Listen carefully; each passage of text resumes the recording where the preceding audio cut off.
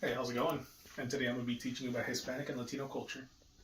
So first of all, let's start off with what's the main difference between a Hispanic and a Latino.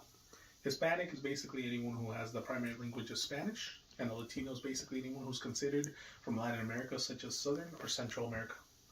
Now let's move on to the customs and traditions. Some of the customs and traditions they have is Kundarismo, Dia de los Muertos, Mariachi, Pilgrimage to Chimamoya, and also tamales, the lighting of luminarias, storytelling, quinceañeras, las mañanitas, and Cinco de Mayo. So the one that I found the most important would have been Kundarismo. So usually in Hispanic culture, most locations such as small towns and villages don't really tend to have doctors or hospitals. So people usually come to these shamans and they basically cure anything from physical, emotional to spiritual damages. So now let's talk about why these traditions are important and why we should keep them alive. First of all, and the most main important reason of why we should keep these traditions alive is because they're a part of us. They define the Hispanic culture as a whole. And usually we just want to keep them alive and we want to pass them on to the further generations. So, as how my mother passed them on to me, and from her grandmother passed it on to her, I want to pass it on to my kids and hopefully my grandkids and usually keep these traditions alive. Now, let's talk a little bit about the family values. So first of all, some of the family values is that family comes first. Family is the most important, and family is prioritized at all costs. Now, apart from family, some of the other important values is that first of all, we should always remain hardworking. We should always treat others with respect. We should always have pride and honor in ourselves. And lastly, it's basically to open up your doors to anyone in need. Now, now we're going to go to gender roles in the families. So first of all, males tend to be more dominant in these households. They're usually the ones with more authority. They give the shots. They basically tell what's the family of what the plans is and what's going to happen. Usually, females are more respectful, and they tend to be looking after kids. Usually, that's their major role. Lastly, children.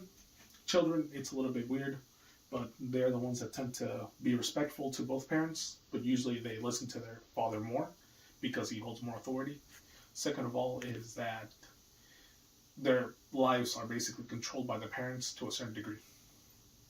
Now, let's talk about some of the Hispanic contributions to the U.S. culture. So first of all, music. Music has been incorporated to U.S. culture such as mariachi. Let's talk about sports. Some of the sports such as baseball, boxing, and even soccer.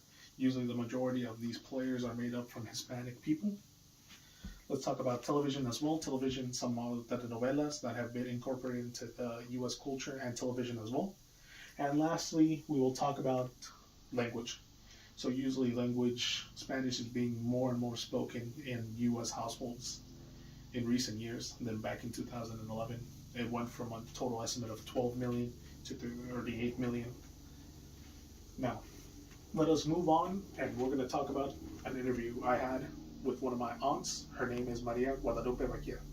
So in this interview, she was able to talk to me about some of the values that Hispanics had, such as being respectful, helping others, and usually the values are in her family is to pass on these values onto her kids and grandkids. But another important and interesting tradition that she talked about was a little bit about religion. So one of the religions she talked about was Rosca de Reyes, which is basically a bread in an oval shape. And usually this bread, it basically symbolizes the birth of Christ. So usually there's going to be like a little plastic white figure inside of the bread. And if you're lucky enough, every January 6th, if you cut the piece that has a little child in it, then you're the one that is basically chosen to give food to everyone else in the family. And usually that is not celebrated till later in February 6th. So now let's talk a little bit about an artifact I decided to choose and talk about today. So first of all, this artifact is one of the dolls in Mexico. She was passed on from my grandmother to my mother, and hopefully she's looking to pass it on to her grandkids.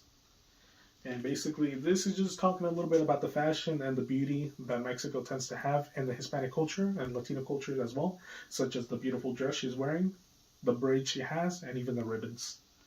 And lastly, I want to talk a little bit about La Rosa de Guadalupe, which is also an important religion in Mexico. Mother Mary, as you will, She's basically symbolizing the mother of Christ. And basically, this is really important in Hispanic households because the majority of people in Hispanic households tend to be Catholic. So they tend to have this. And lastly, just to wrap it all up, for me, when I first started this project, I wasn't super aware of most or the majority of these values or traditions. But after going further and further into this project, I learned a little bit about myself. I was able to learn new things, I was able to adapt new values, and I was able to even see more of the gender roles. But I'd like to say thank you for watching this video, and I hope you have a good day.